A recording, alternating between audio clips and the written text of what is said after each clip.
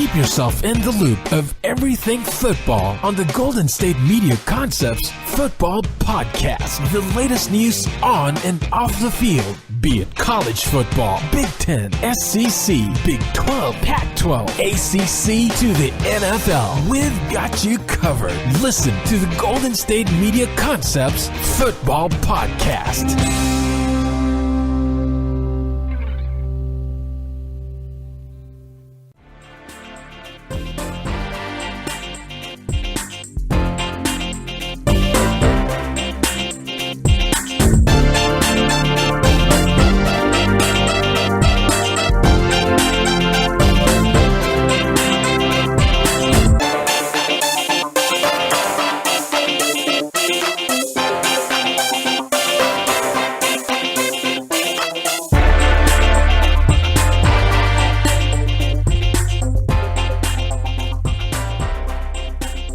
Hello, everybody, and welcome to the GSMC's Football Podcast. I'm your host, as always, Jeff Malinoff, and with me, as always, is Mark Souza.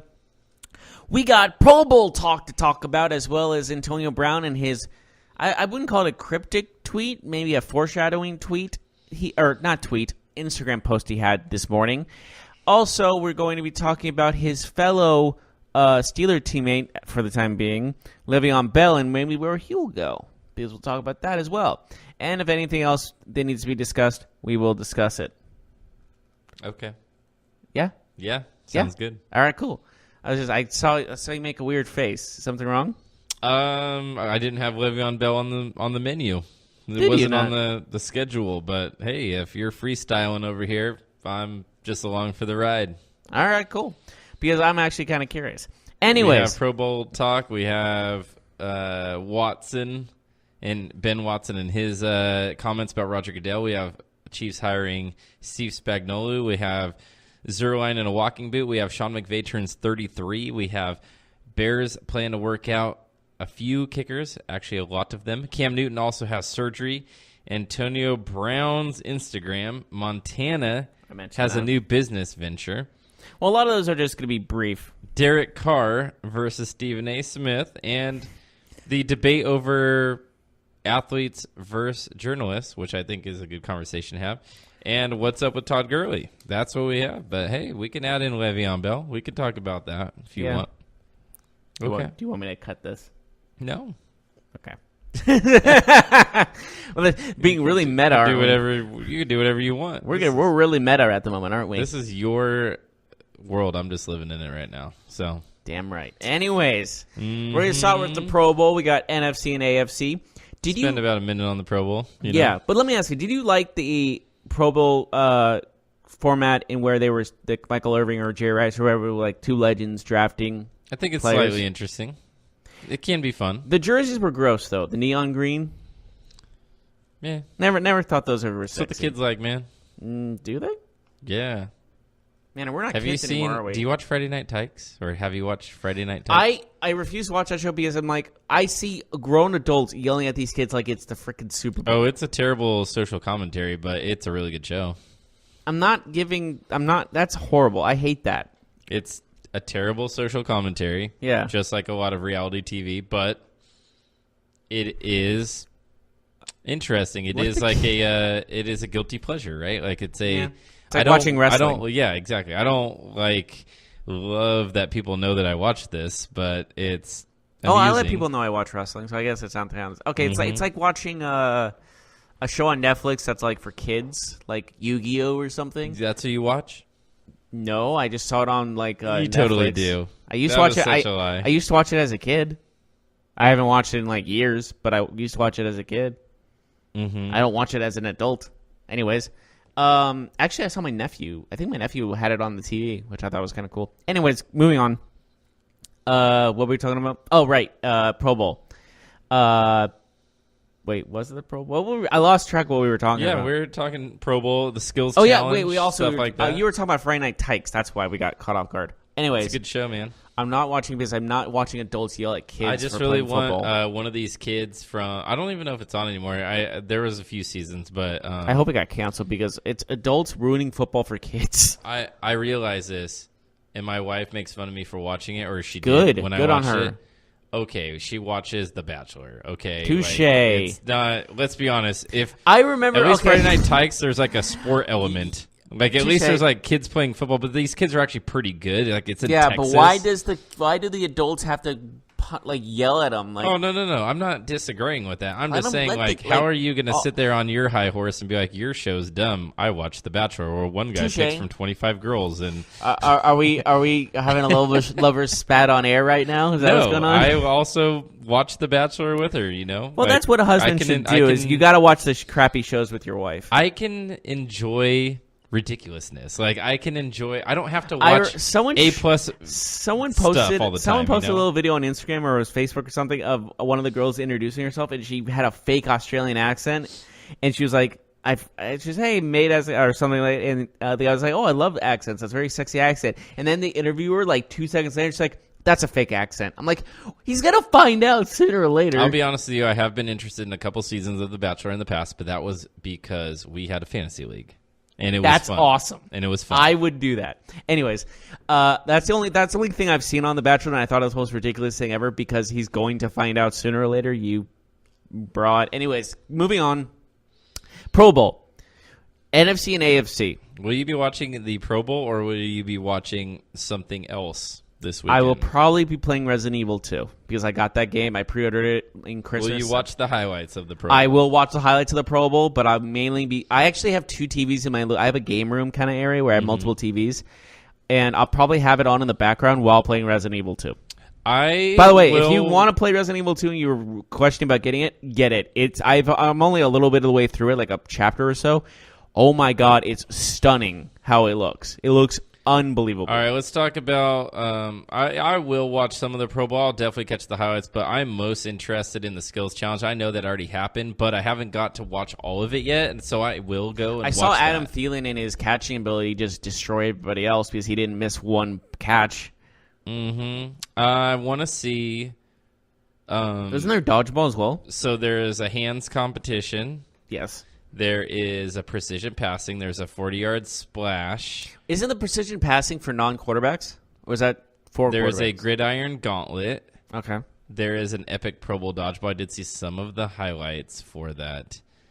I wouldn't want to play dodgeball against professional football I would players. like to see the skills challenge be a little bit more. Like, I like all these things, but I would like to see a few more events. You know, like, I think it's fun, man. Like, it's, I think it's cool that, like, fans can watch it and, like, be there. Like, it really shows, like, the personality of the players. You know, it's like, we know they're really good football players. In the Pro Bowl, they're not really trying to hit each other. They're not trying to hurt each other. They're just good. going out I there hope playing they flag don't. football. They might as well just make it a flag football game, right? Did you see Jamal Adams take out the Would you Patriots rather- mascot? What do you think about that? What if they just made the Pro Bowl a flag football game? Would that be more interesting? The same? I mean, they're not hitting each other. They don't want to hit each other. They don't blitz. They're not trying to hurt each other. Can we just have them play rock, paper, scissors and be done with it? I mean, I think it'd be cool if they played flag football like a 7-on-7 or something. I don't know. I don't know. But did you see, like I said, did you see Jamal Adams take out the Patriots mascot for like no reason? He just ran I up saw to him. that. It's like, That was great. I understand he's a Jet and he hates the Patriots, but I was just like, what's that guy? I love it. He's done nothing to you. I love it. I hope he does it again. During one of the games in Foxborough, he just runs up as he intercepts the ball, scores a touchdown, and then goes and just takes him out. Mm-hmm. Yeah, that wouldn't lead to a suspension or anything. Yeah. Anyways, skills challenge. Sounds like the NFC did a lot better than the AFC. But I don't want to. I'm not trying to ruin this for anybody who hasn't seen all the challenges yet, because I know this isn't something that like you have to catch live. Like, I think this is something you can enjoy on the replay on NFL Network, you know, whatever. So I don't want to go too far into it, but what is there an event that I want to see them come back with the 40-yard dash or the race, the 100 yards or whatever, like they used to do. They used to race. I think that'd be pretty cool. They did have a race back in the day, didn't they? They did. Darryl Green won. Why I know didn't one they time. keep that? I don't know. Maybe because somebody could get hurt. I don't know. The dodgeball one, I think, is cool, man. Let me ask you, between... I like that. Like, you see a bunch of athletes playing dodgeball, I think that's fun. I would not want to play dodgeball against football players. Mm-hmm. That's terrifying. I saw Akeem Hicks. There was a highlight of Akeem Hicks, and he was, like, taunting the other team, and then he immediately got hit. It was like, he was like, yeah, you can't hit me, and, like, got drilled in the shoulder, and was like, well, you're out. He, like, dropped the ball. It's like the movie in Dodgeball, you know? It's like someone's like, I got him, boom, right in the face. Remember, it's like, Justin, I love you, boom, gets hit right in the face with the dodgeball. Sounds like Adam Thielen had a lot of big moments in the skills challenge yesterday. He did a couple good things. I have read some things. So, anyways. What kind of things? I've just seen him perform well in a couple different events, including dodgeball. So, any other events that you'd like to see these NFL players do in the future? I would like to see the wide receivers in a three flags up type of scenario. You know what I'd like to see? The wide receivers. Go ahead and interrupt me. Yeah. No, I have a better one. I have one that's way better than what you're going to say. All the best wide receivers with three flags up. That would be entertaining. How about this? Okay. All wide receivers do what we did as kids, where you run off the diving board and catch a football into the water, into a swimming pool. Why can't they just dive? Why can't they do what Adam Thielen did and dive? There was a diving catch. Yeah, but don't you want to see them jump off a diving board and get massive air, catch a ball, and land in the water? How much air do you think they're gonna get? A lot. These dudes have 40-inch verts. Okay, but it's a diving board, so... Okay, a trampoline. Okay, there. Boom. Or what about that big thing? What's that big floaty thing in the water where you land on it and somebody throws you up in the air where you jump on it? The blob? Yes. I know. What if there was a blob and then a ball came in there and they had to catch it? I know it's actually called the blob. I would love that, by the way. I don't know what it's called. I know it's called blob from the movie Heavyweights back in the day. Yes. You know that movie? Yes. Great movie. Great. Is it a Disney movie? I don't think it's a Disney movie.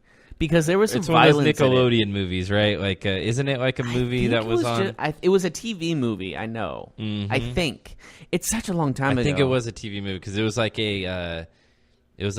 Xenon, Girl of the 21st Century type movie, right? Heavyweights? They were going to fat camp. I know, but I'm saying that was a TV movie. I'm saying it was a TV movie on Nickelodeon. I'm sure it wasn't in theaters. Right. Okay. If it was, I'll be shocked. So how do we get wide receivers to do the blob contest where they go extremely high? Go back to Hawaii and have them do it in the ocean.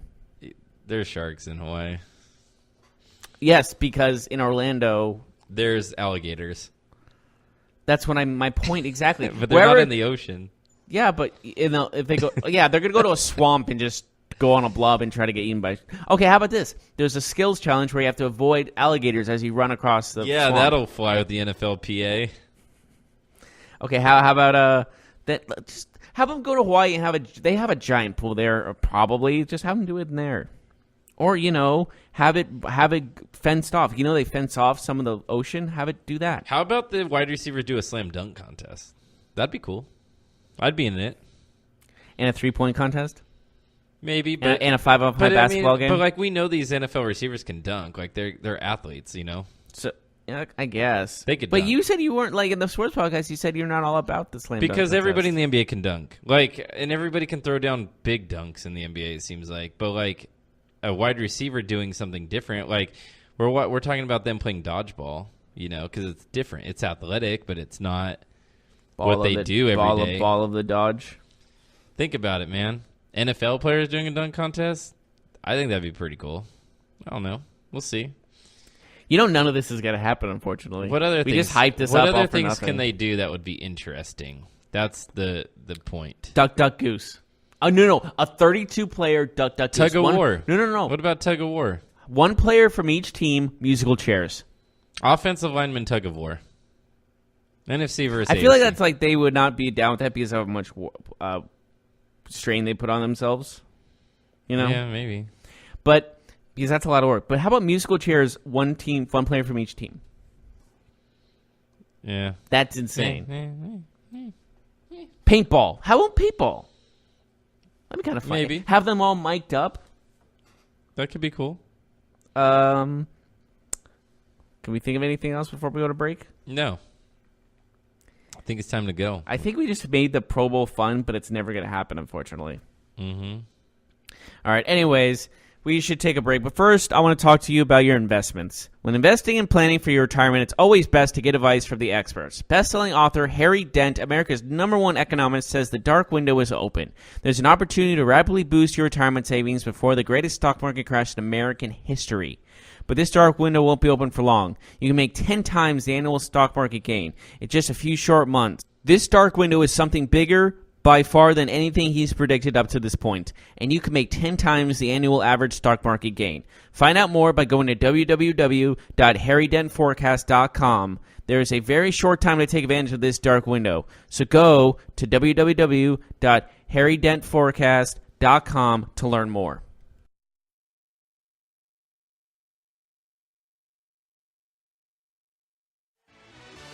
Are you looking for help for your fantasy football team? Check out the GSMC Fantasy Football Podcast. Get today's best advice on who to start, who to sit, even who you should draft. From sleeper picks to red-hot lineups, they got it all covered for you. That's gsmcpodcast.com/fantasy-football-podcast. We'll cover traditional leagues, dynasty, PPR, even IDP leagues. When you need fantasy help, there's just one show to hit up. Don't forget to like them on Facebook and follow them on Twitter. Visit gsmcpodcast.com for more info.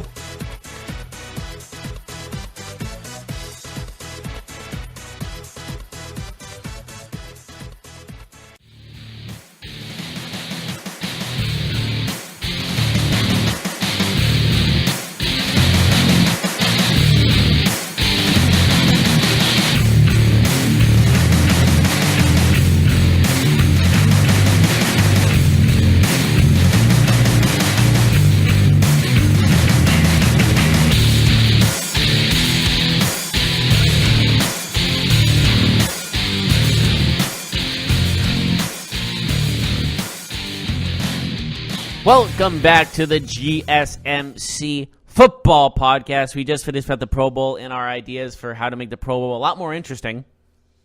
Now we are moving on to what Ben Watson said about Roger Goodell. They were not nice. They were not praising in any way, shape, or form. No, he wants Roger Goodell to have a little bit more accountability. He wants Roger Goodell to discuss the events in the Saints-Rams game. I don't know really what that would do, to be honest with you, but he just has an issue with the silence from Roger Goodell. So what do you make of that?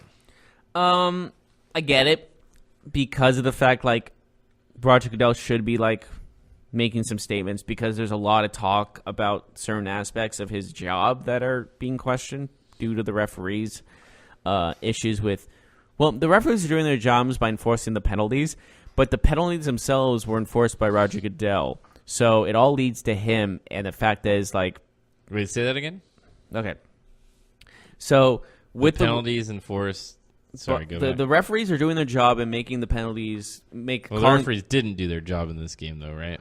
But I'm just saying overall. Okay. With, you know, how the roughing the passer calls have been really scrutinized and all these other aspects? Right. Those were enforced by Roger Goodell. I mean, are they enforced by Roger Goodell? Roger Goodell is telling the NFL officials to do this.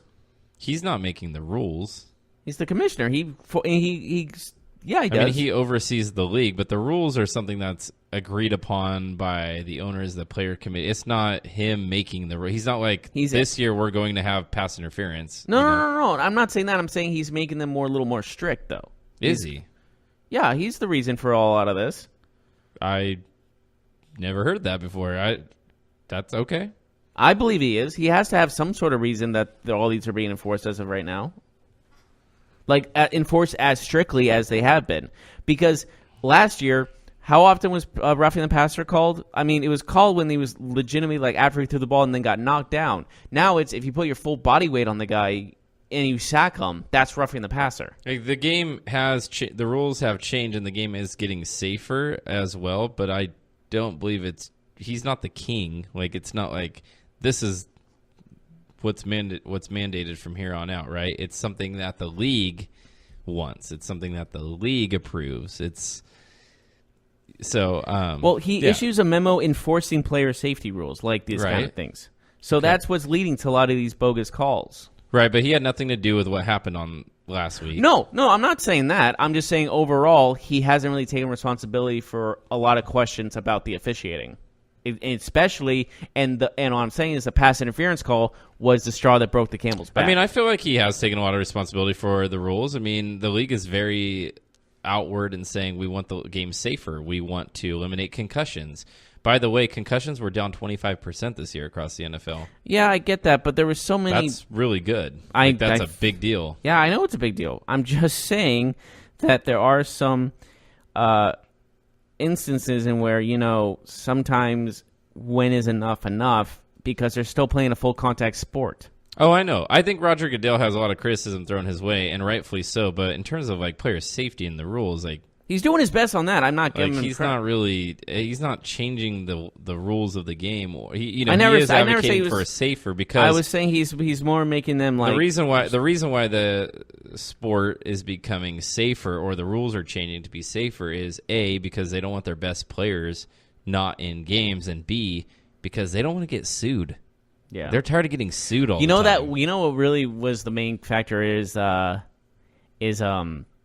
movie Concussion. Yeah, absolutely. That hurt them more than anything else. Because Will Smith played the doctor as well. But in terms of what Ben Watson was saying, I don't really agree with Ben Watson here. Why does Roger Goodell need to say anything? What can he say?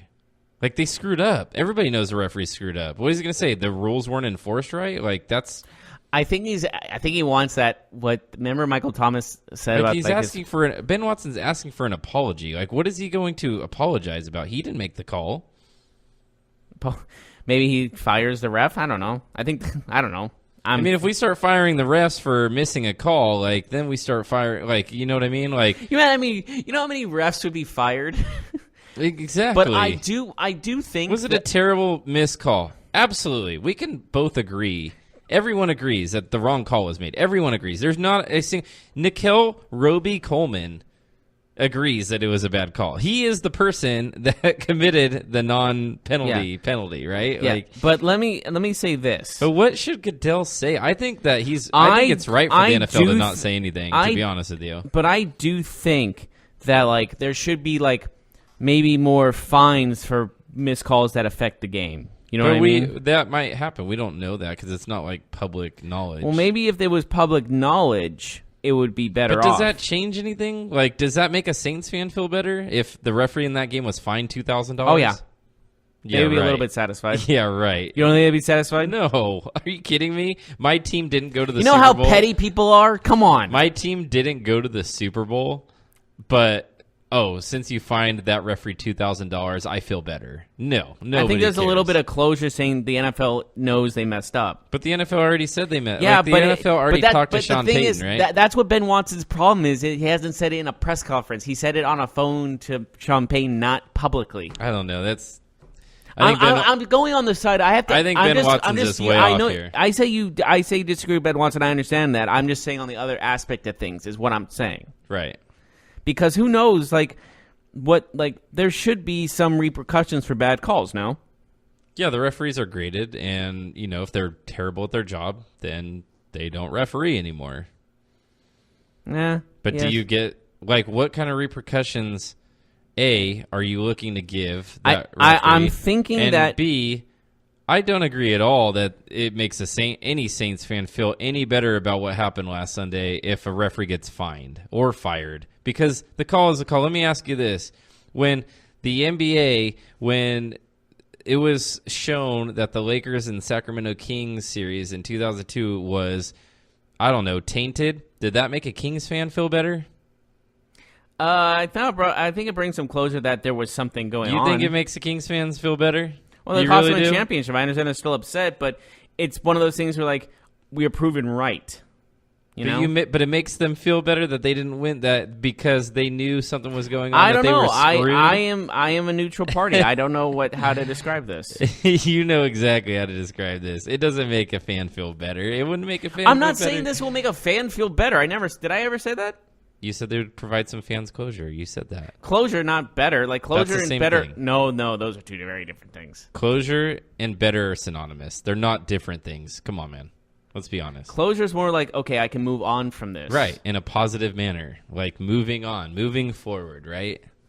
Okay. I don't know. I don't think it will make you whatever. I don't know how a Saints fan is going to feel better because the referee got fined. Like, of course, the referee made the bad call, but your Saints are not winning the Super Bowl this year, and you're still upset because you feel like they got screwed. I know, but yeah, no. Well, it doesn't matter. It's over. Why is this even talked about the most? Because it's still talked about because Saints fans have gone above and beyond. We see billboards. There was a lawsuit. I forgot about 4 billboards in New Orleans, at least to this point. There is a current lawsuit. There is it's just. Has this ever happened before? This precedented of a fan base being that what's the word? Offended? The problem is that I am sympathetic to Saints fans, but at the same absolutely. time, all this stuff is making me less sympathetic, and I think it's going to eventually make everybody not sympathetic at all. Like, it's going to be like, you know what? We're actually glad that happened to your team because you guys will not let it go. You know what I mean? Like, it's like it's one of those things. I feel bad like, for them, but like if it's you like keep milking doing it. this, like I'm just gonna be like, okay, stop playing the victim. Like every team has been screwed. Oh yeah, in NFL history, right? Oh yeah, 100. Every team. I mean, honestly, maybe except for the Patriots. Wink, wink. But I'm kidding. I'm totally the Patriots have been screwed too. Yeah, back in the 70s, they were screwed. I mean, in any of their there was actually a in any of their Super Bowl losses though, like I'm sure there was a player or two where they feel like they got screwed. Right? Yeah, but I think it's one along the lines of like they're milking it as much as they can. Like, you know, when someone's like gets the attention for like someone feeling sorry for them, they go like, "Oh, it's so bad. Why is this all happening to me?" And then it's like after 3 weeks, you're like, "Okay, shut it." Mm-hmm. It's kind of like Michael Scott in The Office because he always tries to get sympathy and tries to get everyone's attention to be about him and everyone loving him. It's kind of like that in a situation where like everyone's like the Saints fans want everyone to be on their side and revolt against the NFL of some sort. Mm-hmm. I just think that yeah, you're probably right in the aspect of it's starting to get irritating. Yeah, I mean, I'll give him another week, but if we're still doing this. If it happens after the Super Bowl... It's going to become the Dez Bryant catch all over again. Because I did feel bad for Cowboys fans, but now that it's like 5 years removed... They still talk about it! Go. Like, it happened. Okay, this is going to happen in 6 years from now. Oh, I know this thing's not going to die.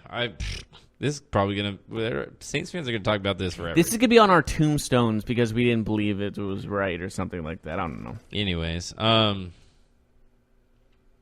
yeah, so speaking of the Super Bowl, a game that the Saints will not be participating in. You mean the Superb Owl? The Superb Owl, yes.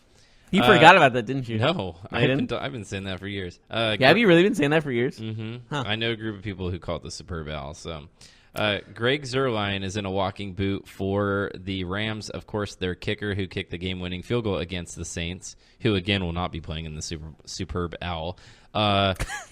Can we split? We gotta stop. Is this a concern for the Rams that his plant foot is in a walking boot? I believe the plant foot is more crucial than the kicking foot. Would you agree with that? Mm-hmm. And that being a problem would worry me, but apparently he was injured during the game last week in the NFC Championship game where he kicked a 57-yarder that could have easily went 70. So, I don't know. They claim he was injured during his kick that won them the game that got him to the Super Bowl. So, and if he's healing for 2 weeks, do you think he'll just be 100% and fine by the Super Bowl? Yeah. Or do you think there's actually a serious problem? Fine. He'll be good to go. 100%. He'll kick an 80-yarder. I mean, look, he was hurt before he made that game-winning kick.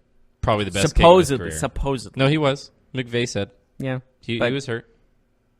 But he's 33. Like, do we trust? I don't trust any 33-year-olds I know, do you? I do. It's funny because he's 33. I do trust them more than 23-year-olds. Is your wife 33?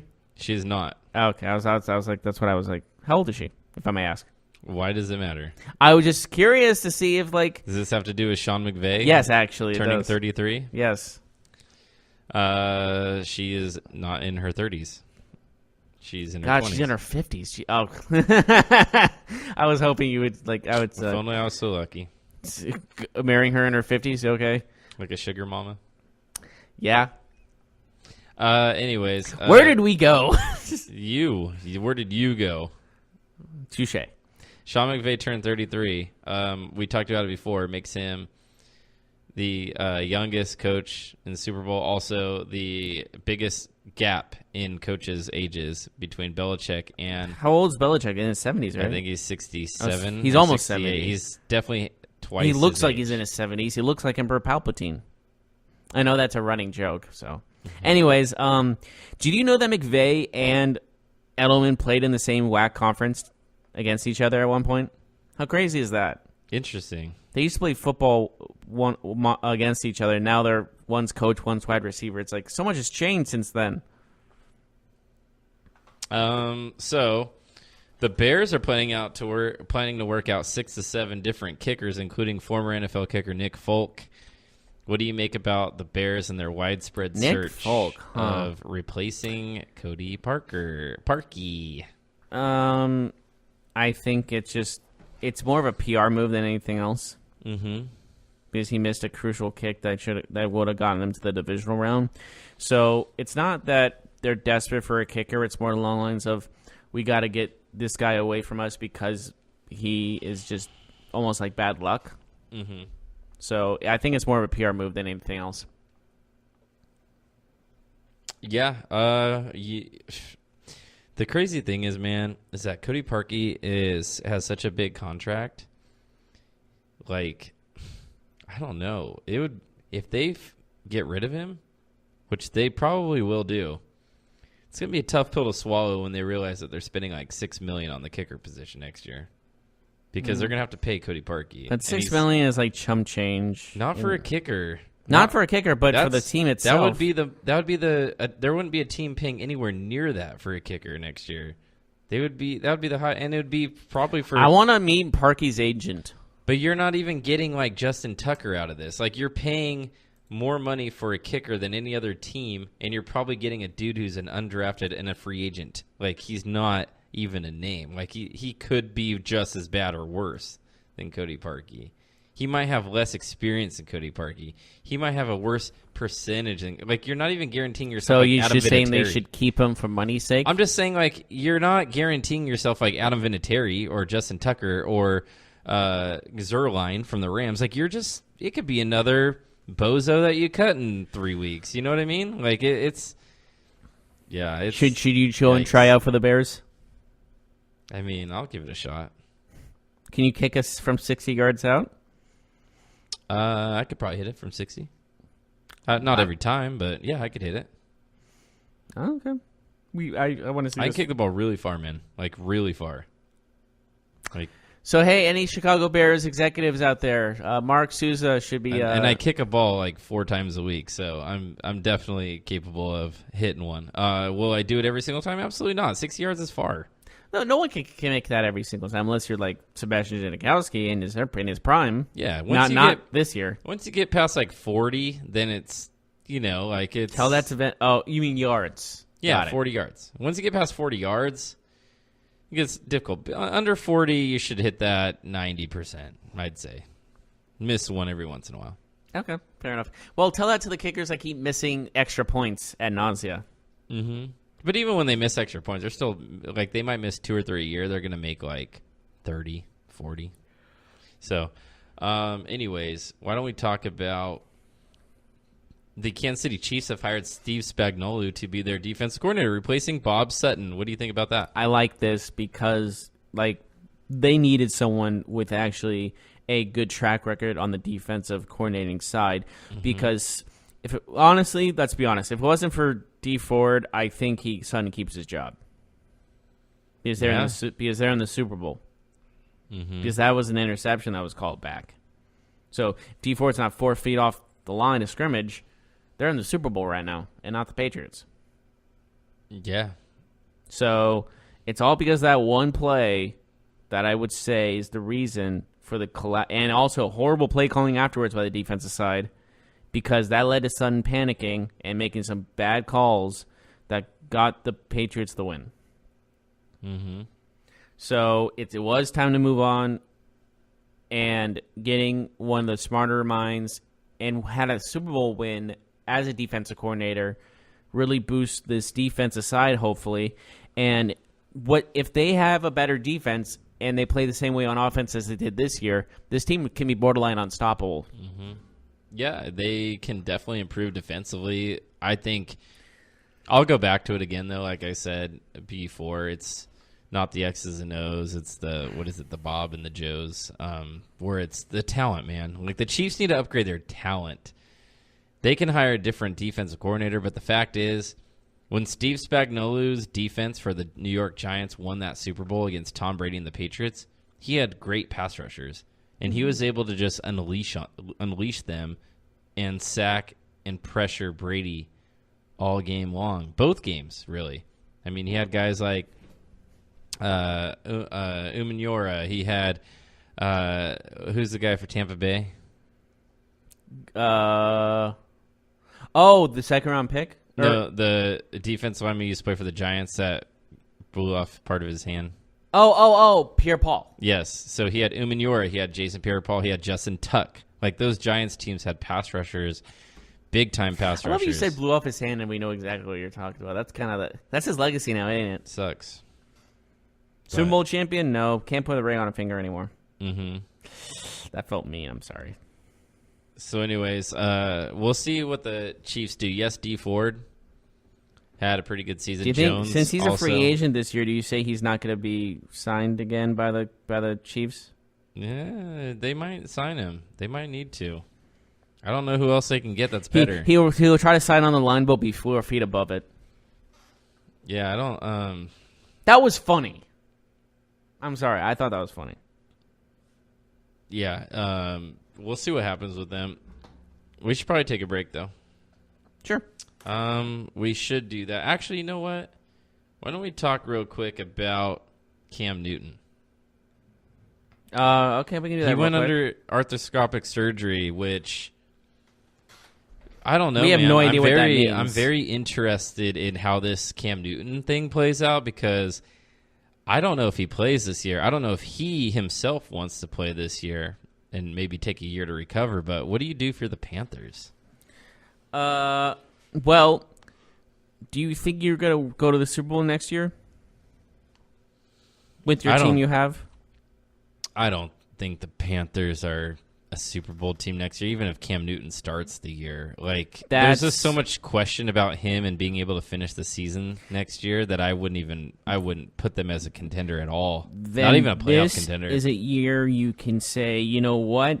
Let's have Cam Newton take a break this year, sign a backup quarterback or draft a quarterback in like the 3rd or 4th round, have him start, and just play until Cam's ready. Cam's got 2 more years on his contract, 1 year after this year. So if he next year after, so don't rush him right away. You can give him this year to recover. Do you consider drafting a quarterback in the 1st round if you're the Panthers, knowing that Cam Newton might not be your quarterback of the future because of his injury history? Maybe not the 1st round, but 2nd I would consider. Okay. I don't know. I think they need more of a help on defensive side than anything else. Yeah, but if you don't have a quarterback, it doesn't matter what you do, right? Well, it looks like they're not going to have a quarterback for next season. Well, they shouldn't have a quarterback for next season if Cam Newton. If Cam Newton doesn't play, it doesn't matter who you draft. I mean, yes, it's always nice to acquire talent, of course, but it's more like let's build a team so that when Cam Newton's returned, we can be contenders. So next season's going to be a rebuild year, and then when Cam Newton comes back, we'll have a talent around him to win games. Right, but at that point, he'll be in his last year of his contract. Then you have that's to decide if an you're going ultimate to pay him $150 million or move on, right? Yeah, that's fine. Yeah, I see what you're saying, but it might be time to look at a quarterback in the 1st round, to be honest with you. I think next year will be the perfect time to look for a quarterback in the 1st round. Not this year. Maybe. We don't know that. No, there's a lot of attractive offers out there. Attractive offers? What do you mean? Or attractive draft prospects out there. Justin Herbert for one. Yeah, but And I think Tua's going in next season. I think he's going to be in the draft next season, yes. And that's equally attractive. mm-hmm.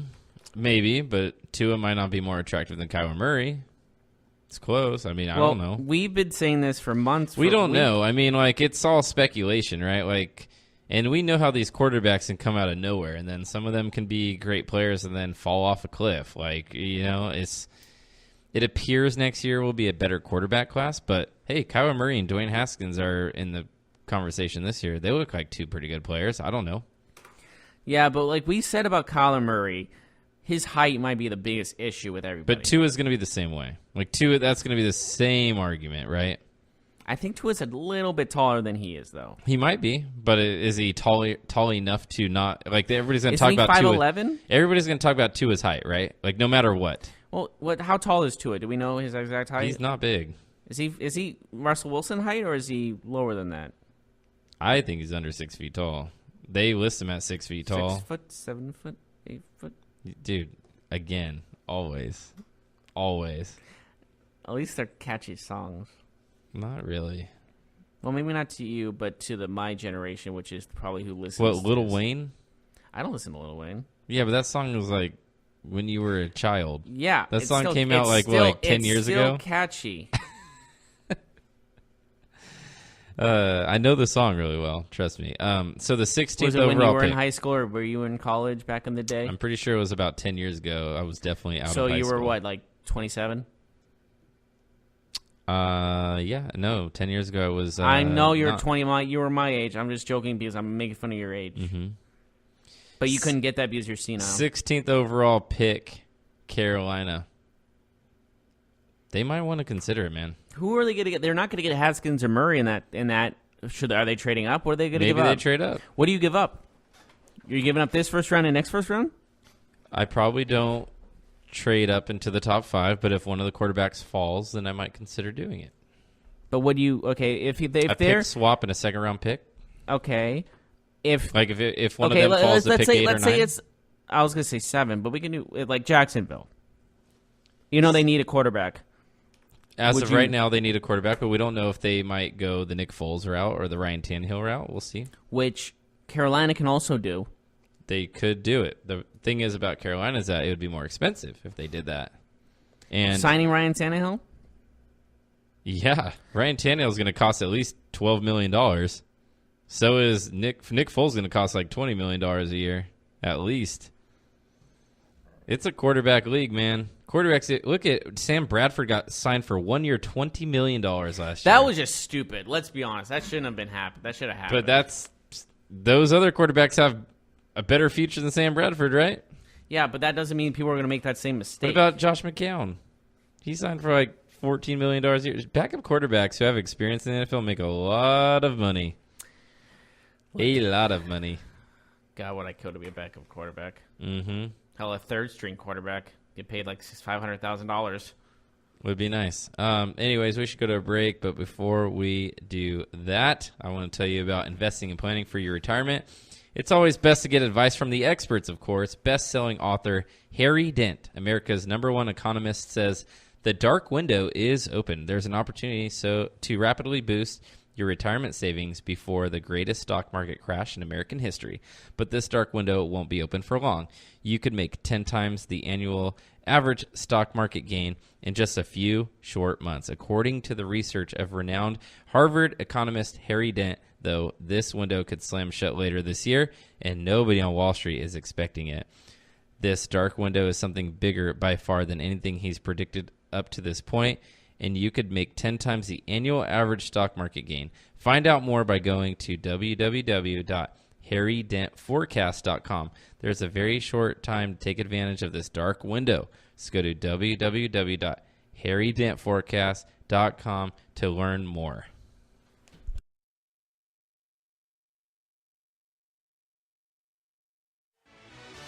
Check out the show that's built on the MMA. From the UFC to extreme cage fighting, they got the fights covered. Check out the GSMC MMA podcast. Get the latest news on past or upcoming fights. Join us as we talk to and about some of the biggest names in the MMA, past, present, and future. When it's the fight game, there's just one show to check out. GSMCpodcast.com/MMA-podcast. Don't forget to like them on Facebook and follow them on Twitter. Visit gsmcpodcast.com for more info.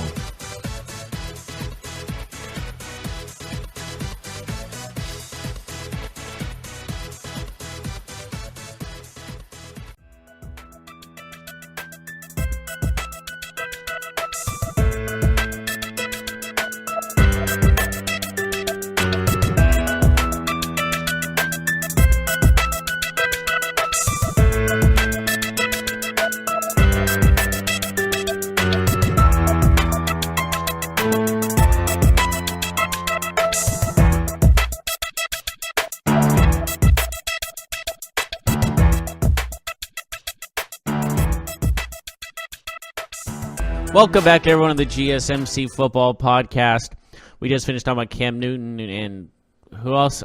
We talked about a lot last segment. Mm-hmm. We talked about Cam Newton, talked about Sean McVay, talked about the Rams, the Bears. We talked about a lot of things. Now we're going to talk about Antonio Brown. Yes, because on Instagram this morning, he posted a picture of himself in a Photoshop made by somebody else, because I saw it elsewhere, of him in a 49ers uniform hugging Jerry Rice. Mm-hmm. And I believe the post, he also posted the words, I'm going to have to bring it back up, but it was something about the GOAT. He was like calling him the GOAT. Mm-hmm. I think it was like when the GOAT edges you on or something like that. I'll look. I'll make sure it's right. It's when the GOAT embrace you. So, obviously, there's a connection there between him and Rice. But the question remains, is this foreshadowing for what's going to happen? Or is this more on the long lines of him just making some noise just for the sake of making noise? Yeah, I don't know, man. I really don't know what he's doing. Obviously, he wants to play for the 49ers. If he didn't, he wouldn't be doing all this stuff, Jerry Rice, this and that. Jerry Rice has even been the topic of conversation. Flirting with said 49er players online, like on Twitter and Instagram and all that. So he tweets them at like 8 a.m. You up, or 3 a.m. You up? I mean, he definitely Just kidding. is looking to, at least 49ers have to be very high on his wish list, but it just seems like he's going to get himself in trouble. He's going to maybe get a team in trouble. It just seems like bad news all around. I don't know if this really helps him at all getting his goal. Like, if his goal is to play for the 49ers, he shouldn't be so public about it because it makes it harder for an actual trade to happen. Remember, he is not a free agent. He does not decide where he gets to go. It takes two to tango. It takes the 49ers and the Steelers. Do the Steelers even want to trade Brown? If they do, are they willing to take anything for him, or is their price going to be very, very high for Antonio Brown? We don't know that.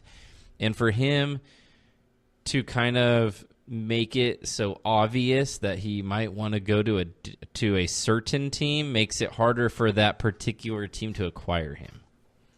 Yeah, I get what you're saying. It is a risk, or maybe it's reverse psychology. He thinks everyone wants him to go to the Niners, but really he wants to go somewhere else. Did anyone think of that? Yeah, I guess. I doubt that's the case. I'm just saying maybe it's a possibility because Antonio Brown might be smarter than we all think. I mean, I definitely think he wants to play for San Francisco. I don't know.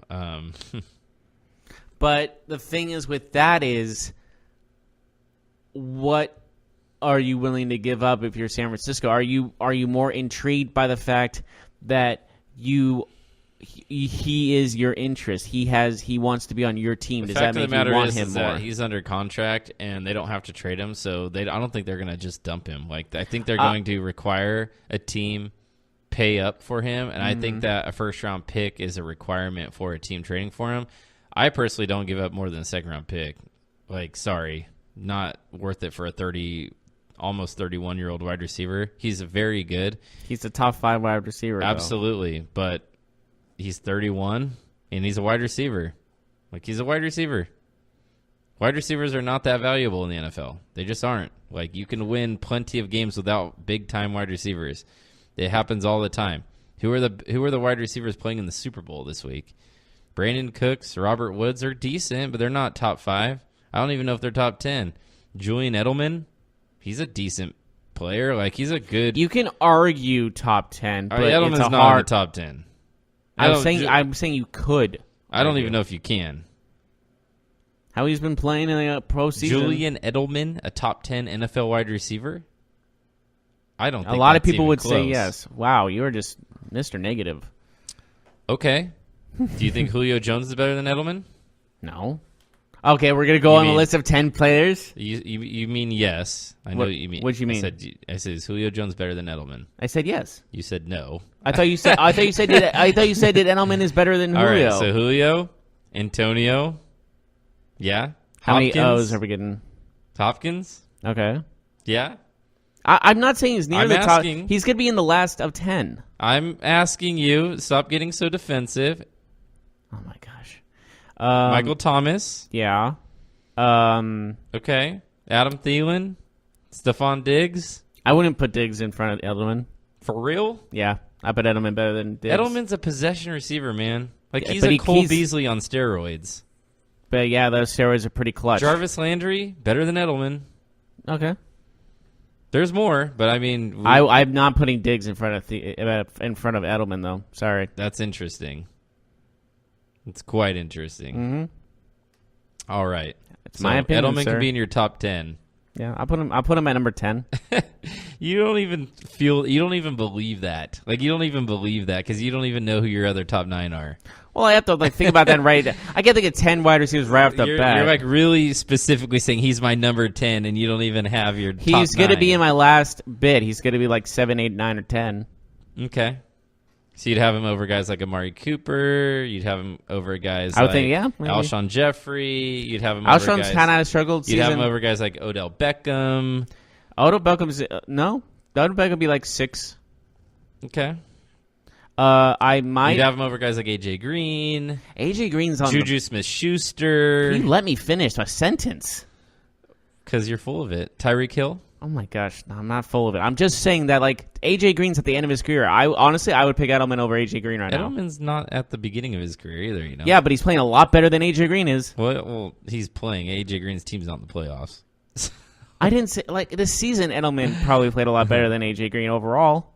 Yeah, I don't know, man. Edelman was also suspended for like the first 5 games or whatever it was. Yeah, he still played at a pretty high level. He's probably still the go-to for Brady. It's an interesting point of view. Yeah, shocker. I think a wide receiver is really good. That he's actually really good. 32-year-old wide receiver. He's older than pretty much everybody we've named. But he's still playing pretty darn good. Mm-hmm. He's pretty good. Wow, I'm surprised because he's like He's a good player, but he's not a top 10 receiver. Like, that's a ridiculous thing to say. How is that ridiculous? It's not like I'm not saying he's the greatest wide receiver of all time. He's one of the best wide receivers in the league, though. One of? I mean, Of 10, he would be in my top 10 list. Why is that so shocking to you? I just don't think you actually feel that way. I think you're being very stubborn at this moment in time. No, I honestly think he's one of the top 10. He's had over 100 receptions once. He's been over 90 receptions 3 times. He's been over 1,000 yards only twice in his career. His most touchdowns in a season is 7. I'm not sure, man. I think you're highly overvaluing this guy. But he is a good player. I definitely agree that He's Julian Edelman is a extremely good player. valuable. He's a good player. He's a good player. I just think if I had to pick a couple wide receivers to be on my team, I would definitely consider Edelman to be one of those guys. Mm-hmm. Some people say Edelman's the best right now. Wait, the what? The Yeah, best have you- receiver in the NFL?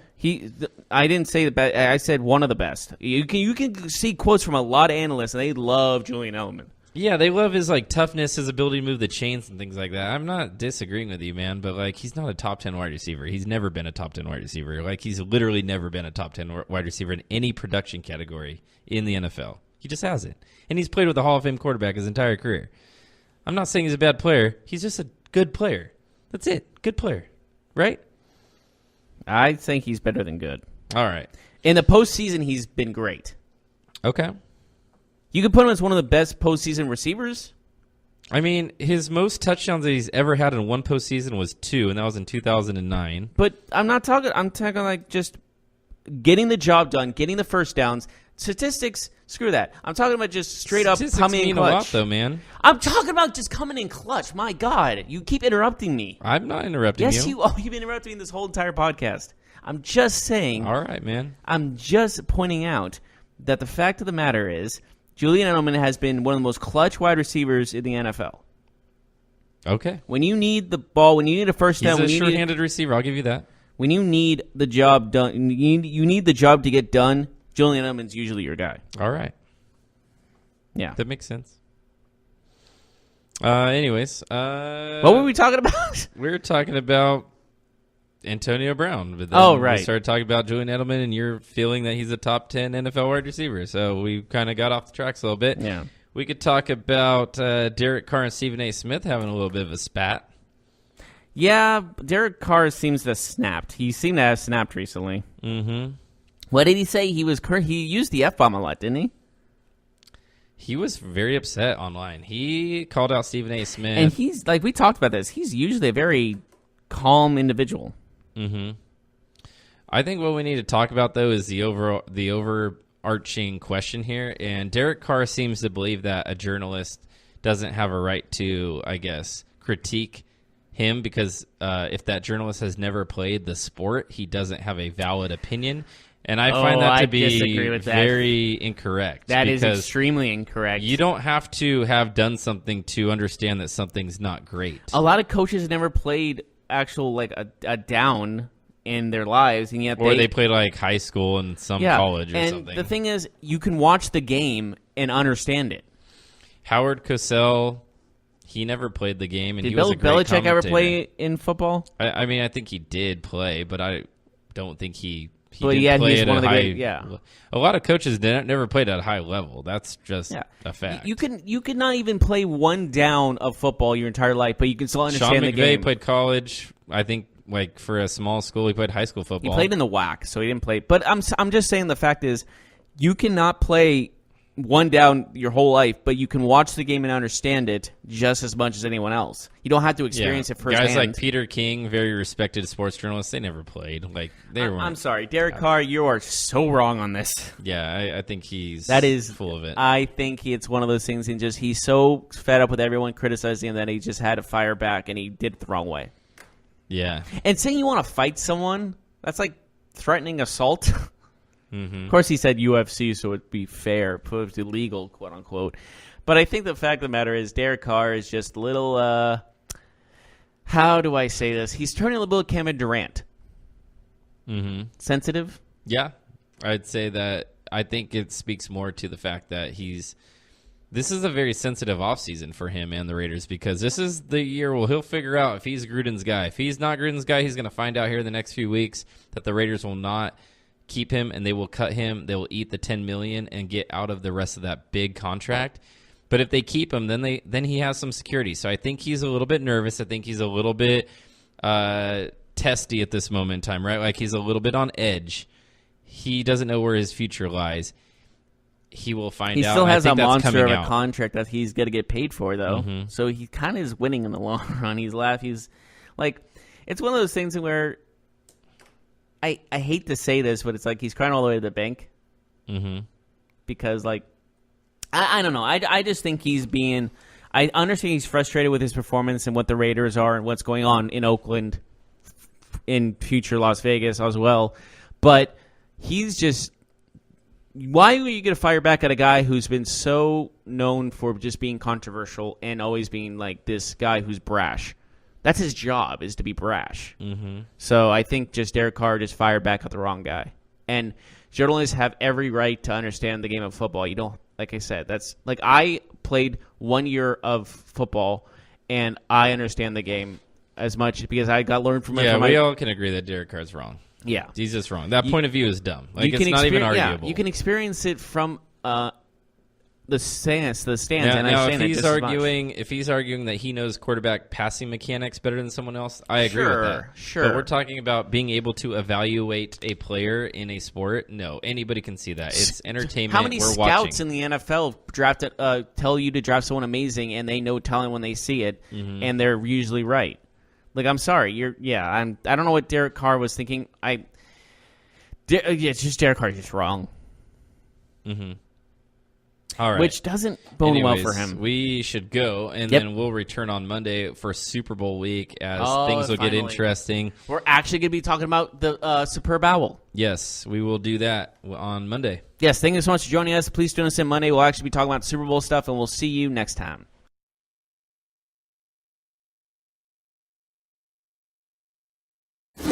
Check out the show built around the women of MMA. From the UFC to the extreme cage fighting, we got the fights covered. Listen. It's the Golden State Media Concepts Women's MMA Podcast. The latest news of upcoming fights, discussions of previous matches. Join us as we talk to and about the biggest names in women's mixed martial arts, past, present, and future.